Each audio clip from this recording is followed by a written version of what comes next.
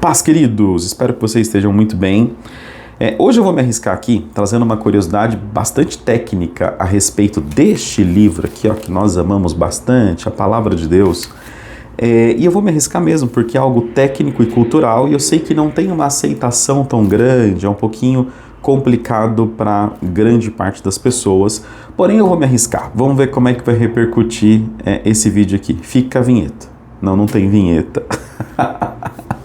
Queridos, Deus ele se comunica com as pessoas utilizando o vocabulário e o acervo daquela pessoa.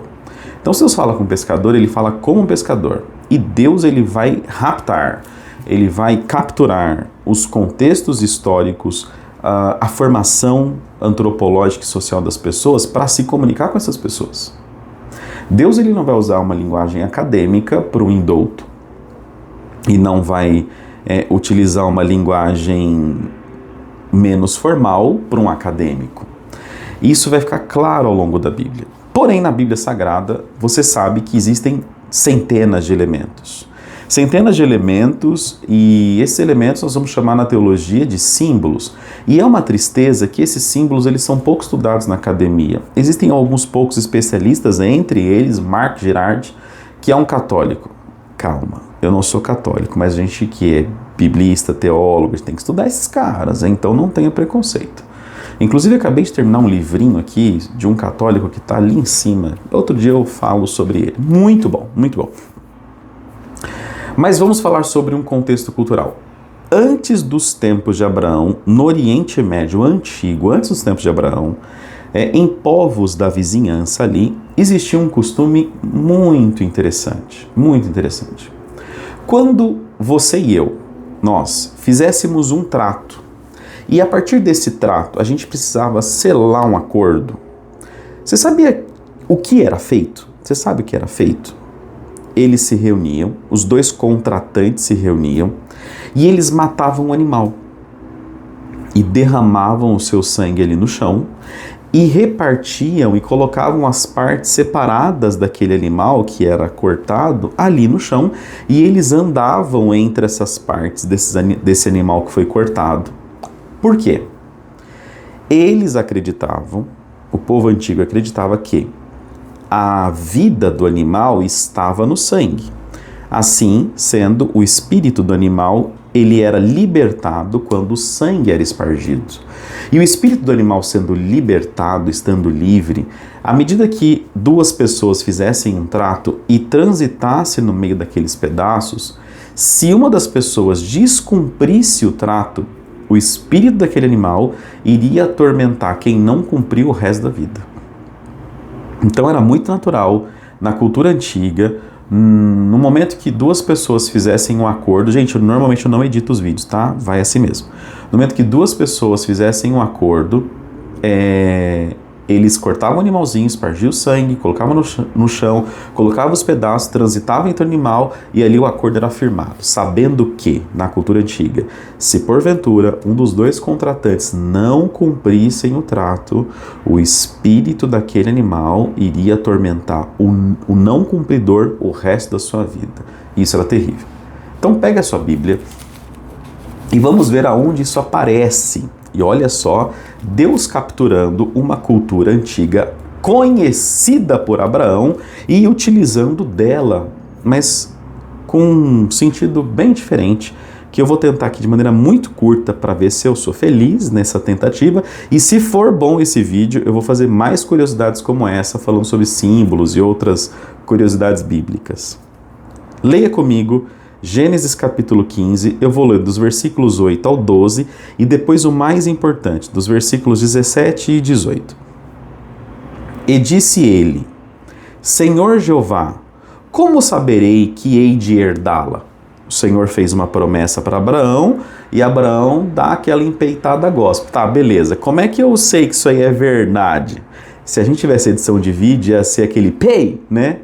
Abraão, como é que eu sei que isso é verdade? Aí o 9. Disse-lhe, quem disse? O Senhor. Toma uma bezerra de 3 anos, uma cabra de 3 anos, um carneirinho de 3 anos, uma ave e um pombinho. Trouxeram-lhe todos os animaizinhos. e partiu pelo meio, tchum, tchum, tchum, tchum, tchum, e pôs cada parte deles em frente uma da outra, ou seja, tudo foi dividido e fica uma parte aqui, outra parte aqui e o sanguinho dele aqui. Eu estou no versículo 10. Mas as aves, você não pode partir, deixa as aves quietinhas lá. E as aves desciam sobre os cadáveres, Abraão, porém, as enxotava, tipo assim, sai, sai, sai, sai, porque elas ficavam ali enchendo a paciência. De repente, o sol se pôs e um profundo sono caiu em Abraão. Eis que com grande espanto e com grande escuridão caiu sobre ele, ou seja, ele adormeceu profundamente, entrou naquele sonão. Eu estou pulando do 12 lá para o 17 para o vídeo não ficar longo. Atenção, hein?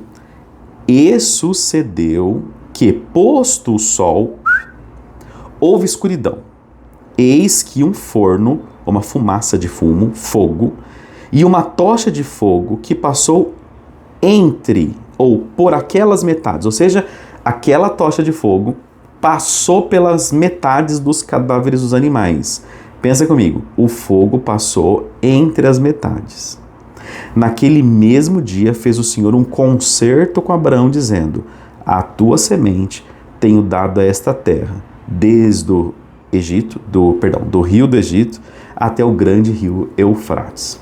Irmãos, o fogo ali é uma teofania, ou seja, uma manifestação de Deus. Havia um acordo entre duas pessoas, porém, aí está o mistério que a gente aponta lá para o Segundo Testamento. Quando o fogo aparece, somente o fogo passa entre os animais. Isso significa que dos dois contratantes, um só firmou a promessa, porque a promessa era unilateral. O que isso nos diz? Trabalhando na cultura antiga, com base nesse texto, a promessa de Deus ela é feita e garantida por Ele, somente por Ele.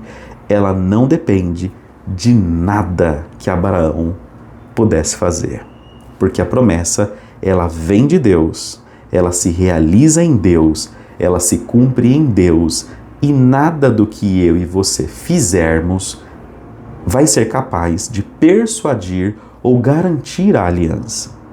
Quando o fogo aparece, tomando de uma cultura antiga, significa que o contratante estava dando a sua palavra culturalmente que aquela promessa era válida. Leve isso lá na frente. Houve um cordeiro na cruz que derramou o seu sangue e que te fez uma promessa. E olha, meu irmão e minha irmã, nada vai depender de você. Tudo está garantido por um dos dois que prometeu. Você que promete uma fidelidade e não consegue cumprir, para aquele que prometeu te dar, por graça, uma herança eterna, através do pacto de sangue que nós conhecemos como Segunda Aliança. Ficou claro? Deus te abençoe e, se você gostou, teremos mais falando sobre curiosidades bíblicas.